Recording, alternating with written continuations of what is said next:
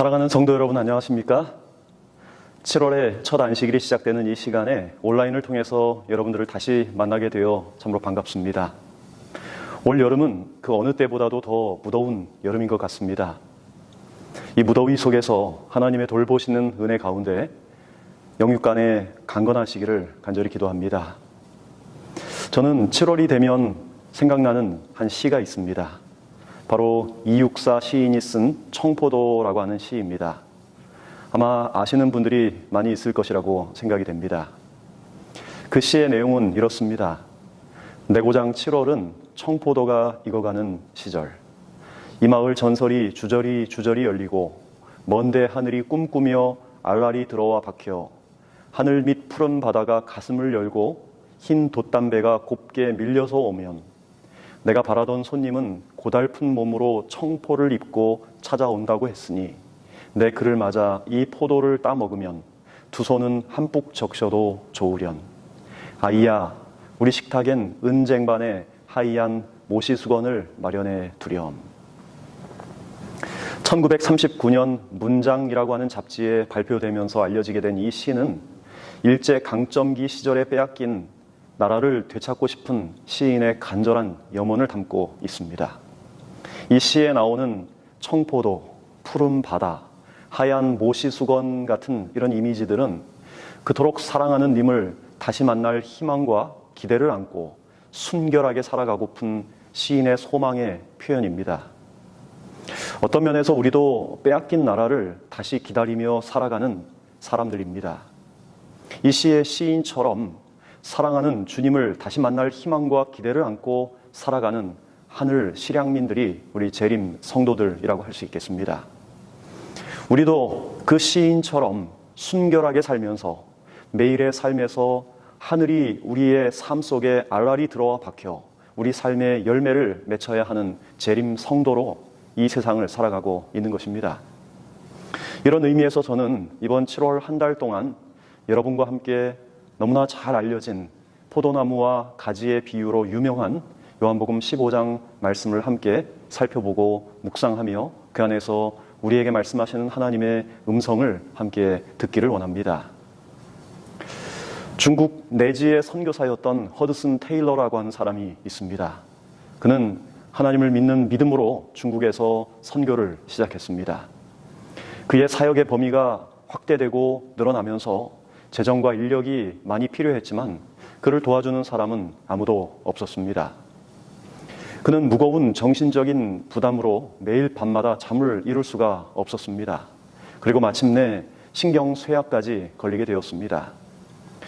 그가 그렇게 고민하고 씨름하며 자기의 사역을 위해서 기도하던 어느 날 성경을 읽다가 요한복음 15장 5절의 말씀이 그의 마음에 강하게 와 닿았습니다. 그 말씀은 이렇습니다. 나는 포도나무요 너희는 가지라.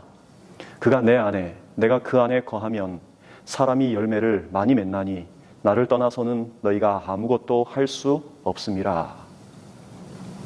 이 말씀은 허드슨 테일러가 평소에도 잘 알고 있던 말씀이었지만 그날따라 이 말씀을 읽을 때 성령께서 그의 마음속에 강하게 역사하셨습니다.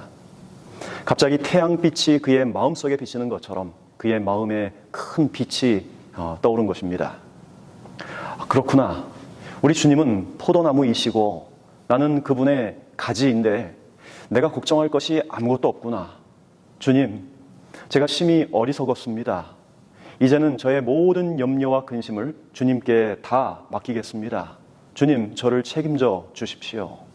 그런 기도를 허드슨 테일러가 주님 앞에 드렸습니다. 그러자 그 마음의 평안이 마치 큰 파도처럼 그의 마음속에 밀려오기 시작했어요.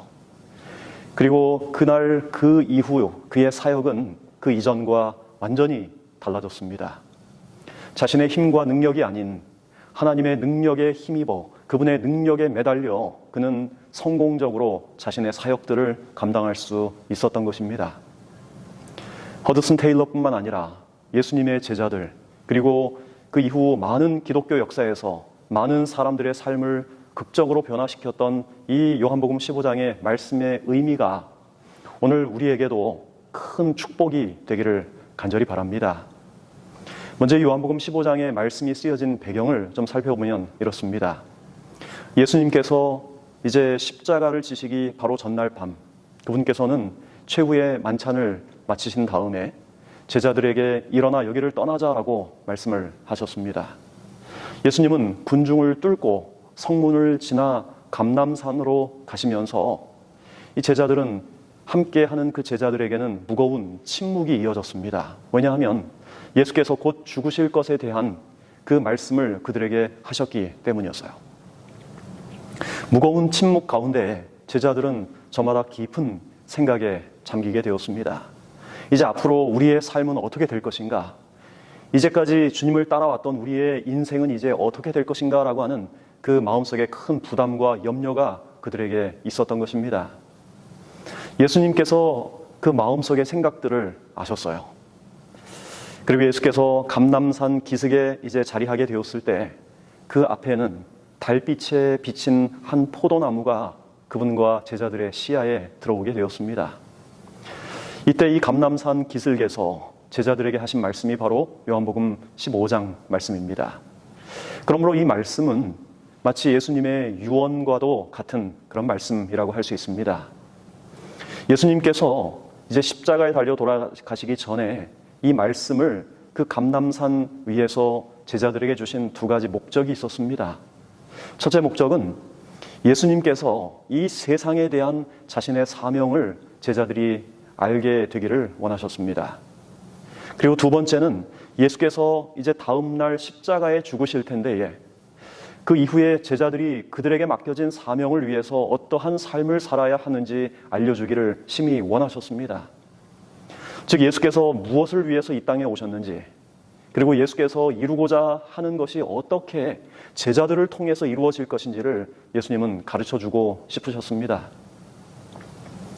여러분이 아시는 대로 요한복음 14장과 16장, 이 15장을 앞뒤로 하고 있는 그 두 장에는 예수님께서 제자들을 떠나가신 이후에, 예수께서 승천하신 이후에 이 땅에 오시게 될 보혜사 성령에 대한 말씀이 기록되어 있습니다. 그리고 14장과 16장 그 사이에 바로 이 요한복음 15장의 말씀, 이 포도나무의 비유, 이 말씀이 그 안에 들어있는 것입니다. 그러므로 이 말씀은 우리가 성령의 인도를 따라 사는 삶이 어떤 것인지, 그리스도 안에 거하며 능력 있게 사는 그 삶의 모습이 어떤 것인지를 우리에게 구체적으로 가르쳐주고 보여주는 그런 말씀인 것입니다. 제가 이전에 설교할 때는 설교를 하면서 이제 이렇게 삽시다, 이렇게 사는 저와 여러분이 되기를 간절히 바랍니다 라고 제가 설교를 자주 했었습니다. 물론 성경을 통해서 우리에게 가르치는 그 윤리적인 어떤 가르침, 그리고 실천적인 가르침들을 나누는 것은 매우 필요합니다. 그런데 어느 날 그렇게 설교하는 제 설교가 어딘가 조금 잘못되었다는 사실을 깨달았습니다. 왜냐하면 사람들이 그렇게 살 수 있는 능력과 힘이 없다는 사실을 알게 된 것입니다. 제가 제 자신을 들여다보아도 그 사실을 너무나 잘 알 수 있습니다. 하나님 말씀대로 살고 싶어서 어느 날은 제 마음속에 큰 감동이 있어서 그렇게 살고 싶은 그 결심을 새롭게 하지만 저의 결심은 어느 순간 너무나 쉽게 허물어지는 것들을 보는 것입니다.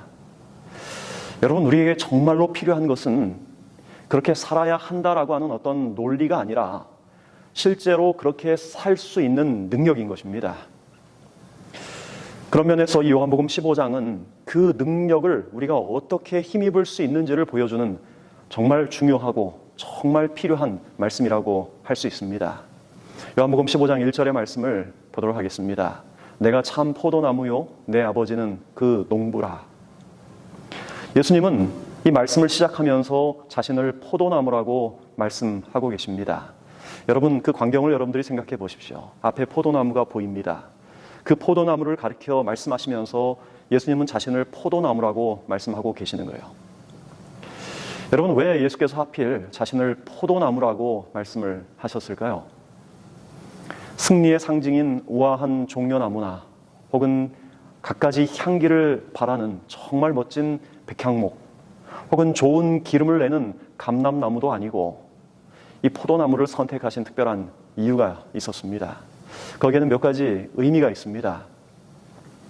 첫째, 이 포도나무를 예수께서 자신이라고 말하신 것은 하나님과의 친밀하고 아주 절대적인 관계를 말씀하고 계시는 것입니다. 여러분, 종려나무나 백향목은 홀로 서 있을 수 있는 나무예요. 아무런 지주가 필요하지 않습니다.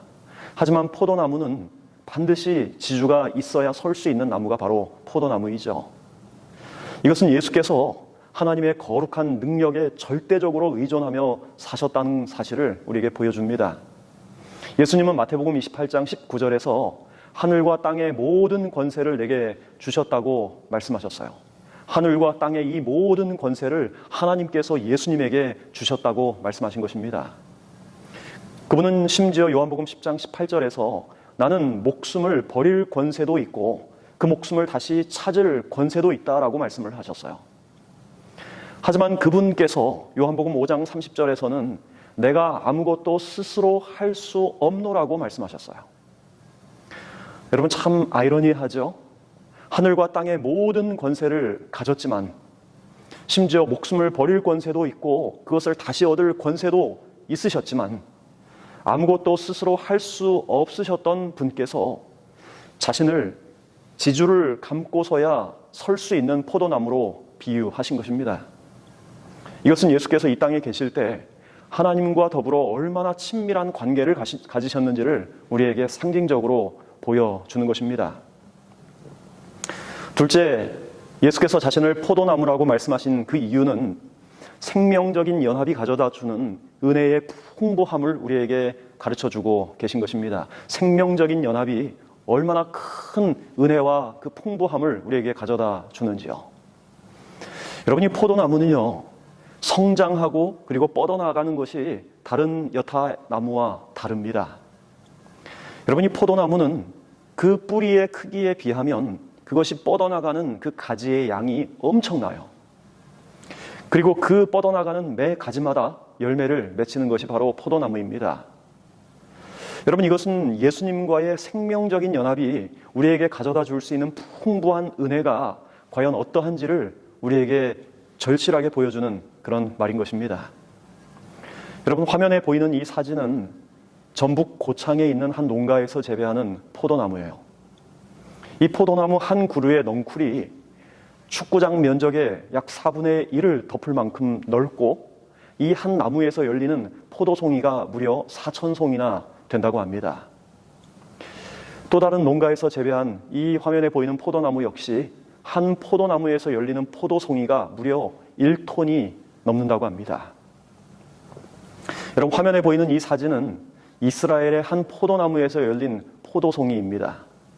여러분, 이 화면에서 보이는 이 사진에서 그 크기, 이 포도 한 송이의 크기가 정말 상상을 뛰어넘지 않습니까? 여러분, 구약 성경에 보면 이스라엘 백성들이 가데스 바네아에서 약속의 땅 가나안, 젖과 꿀이 흐르는 땅을 40일 동안 정탐하고 돌아옵니다. 근데 정탐하고 돌아오는 그 정탐꾼들 2명이 에스골이라고 하는 골짜기에서 포도 열매를 가져왔는데 2사람이 그것을 어깨에 메고 올 정도로 그 포도송이가 컸다고 성경은 기록합니다. 이 그림을 보면 아마 그들이 2사람이 어깨에 메고 와야 했던 그 이유를 조금은 알 수 있을 것 같습니다. 시편 31편 19절에서는 이렇게 말씀하고 있습니다. 주를 두려워하는 자를 위하여 쌓아두신 은혜, 곧 주께 피하는 자를 위하여 인생 앞에 베푸신 은혜가 어찌 그리 큰지요. 이 시를 쓴 다윗은 하나님께서 그분의 창고에 은혜를 쌓아두고 계신다고 말씀하고 있습니다. 그리고 그 은혜는 하나님을 두려워하고 그분께 피하는 사람들을 위해서 쌓아두신 은혜라고 말씀하고 있어요. 여러분, 그 말은 우리가 하나님과의 어떤 생명적인 연합을 이룰 때 우리도 그 풍성한 은혜를 얻게 될 것이라는 말입니다. 여러분, 이 포도나무는 구약 성경에서 이스라엘 백성들을 가리키는 상징적인 표현이기도 합니다. 이사야 5장 1절 2절의 말씀을 보겠습니다. 내가 나의 사랑하는 자를 위하여 노래하되 나의 사랑하는 자의 포도원을 노래하리라.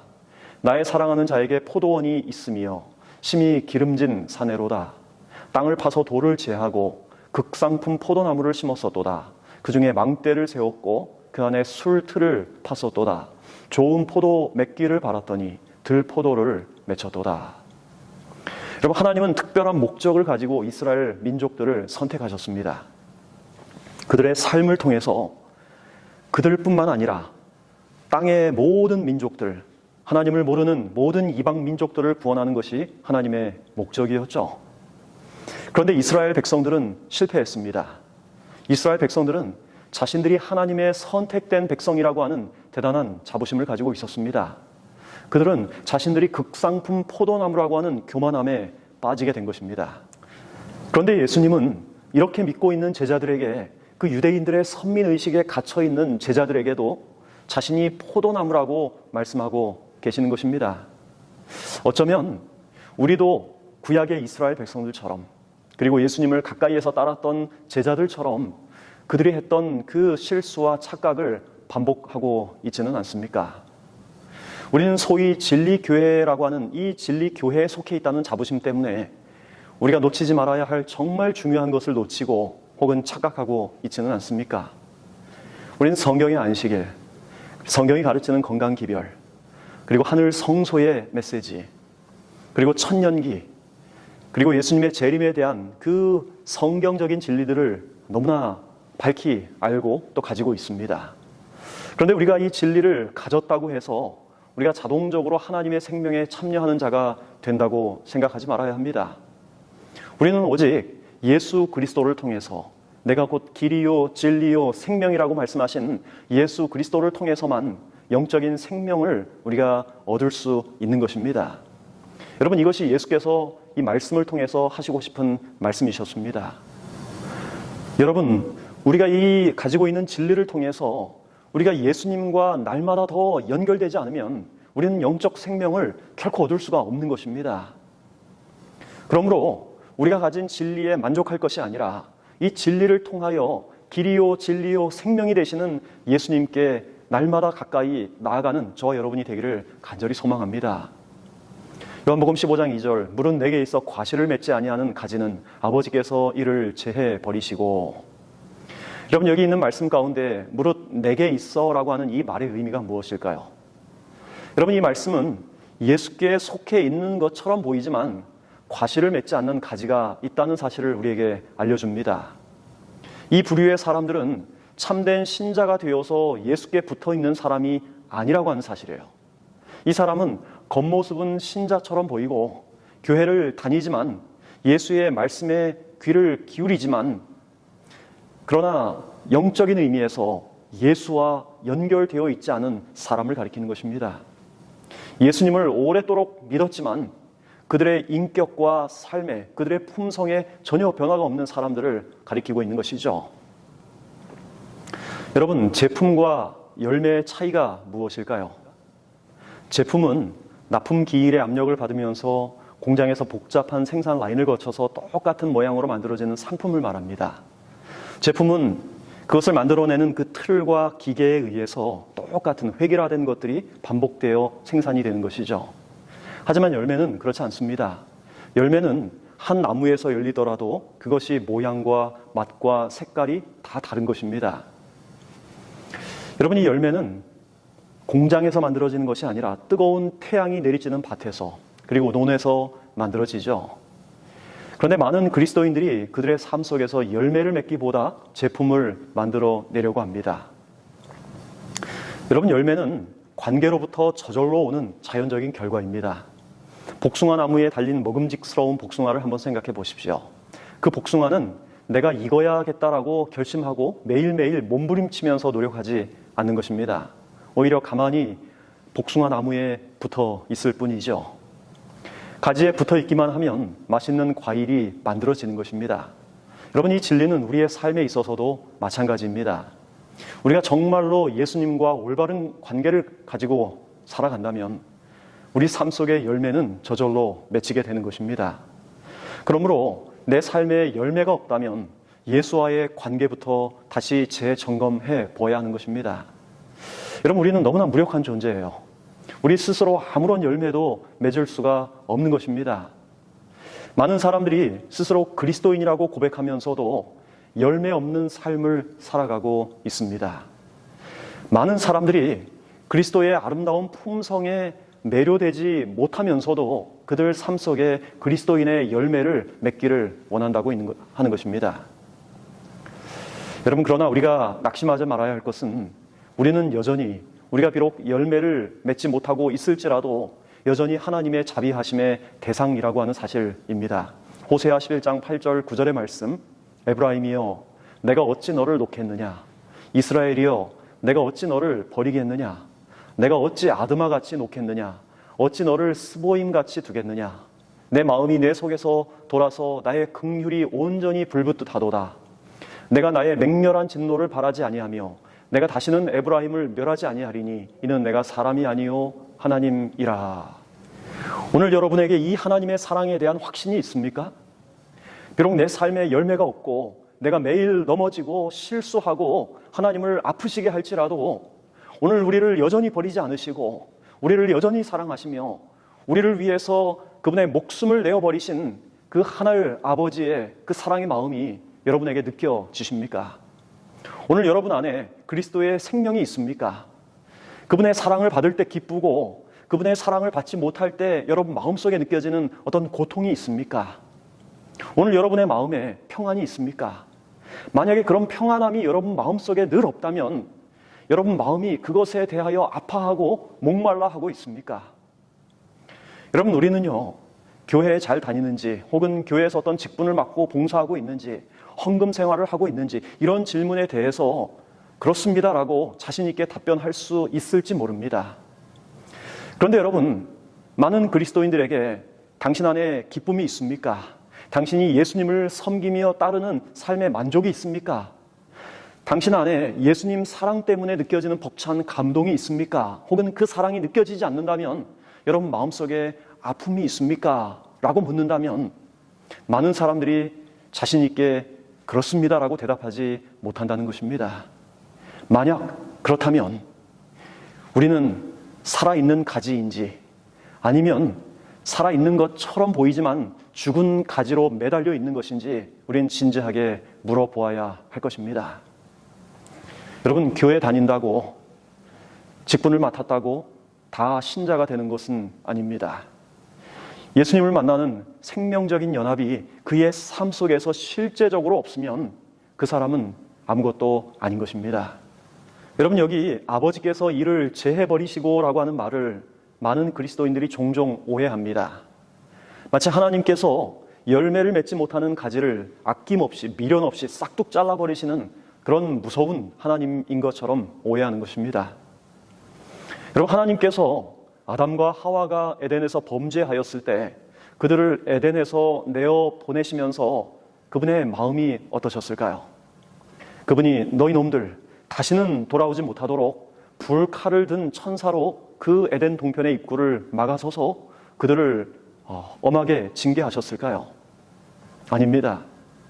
오히려 하나님은 그들이 잃어버린 에덴으로 다시 돌아갈 수 있는 그 길을 밝혀주시고자 그 에덴 동산 동편에 쉐키나의 영광을 그곳에 두신 것입니다. 여러분, 하나님께서 동생을 죽인 가인을 싹둑 잘라버리셨습니까? 아니에요.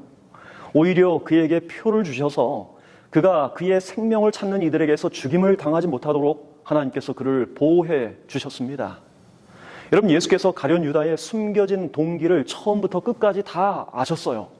하지만 예수님께서 그를 싹둑 잘라버리셨습니까? 아니에요.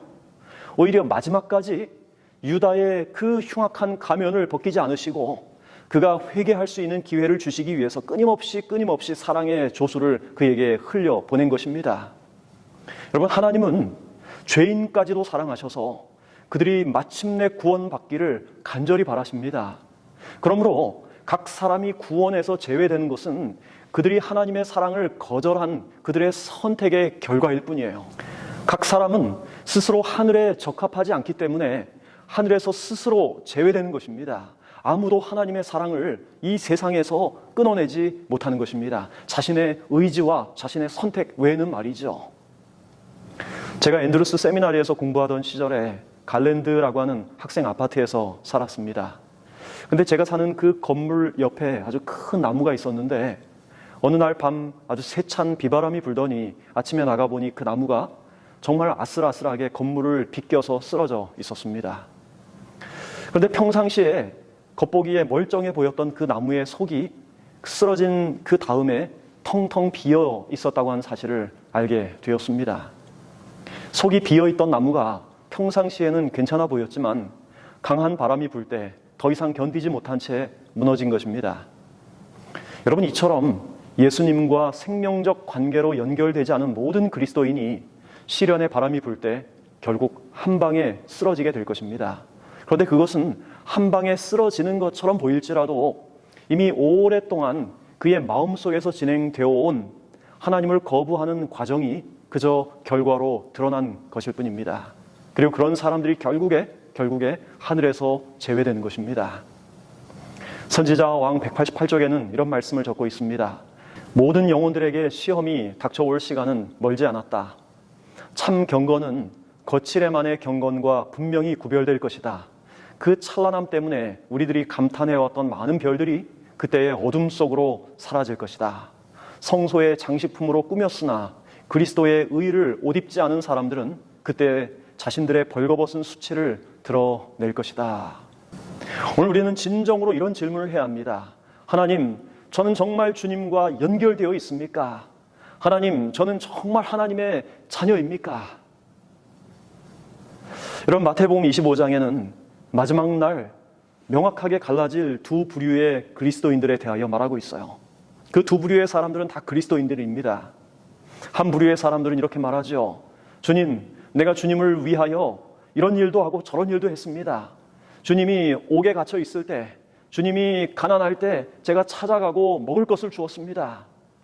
그러나 주님은 그들에게 말합니다. 내가 너희를 도무지 알지 못하니 불법을 행하는 자들아, 내게서 떠나가라. 사랑하는 성도 여러분, 오늘 우리의 생명이 주님과 연결되어 있지 않다면 오늘 진지하게 우리의 삶을 주님 앞에 고백하며 우리의 생명을 소생시켜 달라고 하나님께 간구하게 되기를 간절히 바랍니다. 그래서 우리의 삶이 그저 무늬와 껍데기가 아닌 정말 우리의 삶 속에 우리의 삶을 변화시키는 하나님의 능력이 우리 안으로 날마다 공급되어지는 그런 삶을 살아가게 되기를 간절히 바랍니다. 오늘 이 안식일 하나님의 평안이 저와 여러분들에게 함께 하시기를 바라면서 말씀을 마치겠습니다. 다 함께 기도하겠습니다. 하늘에 계시는 사랑의 아버지 하나님, 포도나무이신 예수님, 그분께 매달려 있는 가지가 되도록 도와주시옵소서. 매달려 있는 것처럼 보이는 가지가 아닌 정말 매달려서 하나님과 똑같은 품성으로 날마다 변화되고 꼴지어가는 주님의 사랑하는 종들 되게 인도하여 주시옵소서. 비록 우리의 삶을 돌아볼 때 우리의 삶이 참으로 초라하고 형편이 없고 주님과 멀리 떨어져 있는 것처럼 보이지만, 그러나 오늘 우리의 마음을 주님께 다시 한번 드리오니 우리의 삶을 변화시키고 우리의 삶을 받아 주시옵소서. 예수님의 이름으로 간절히 기도드립니다. 아멘.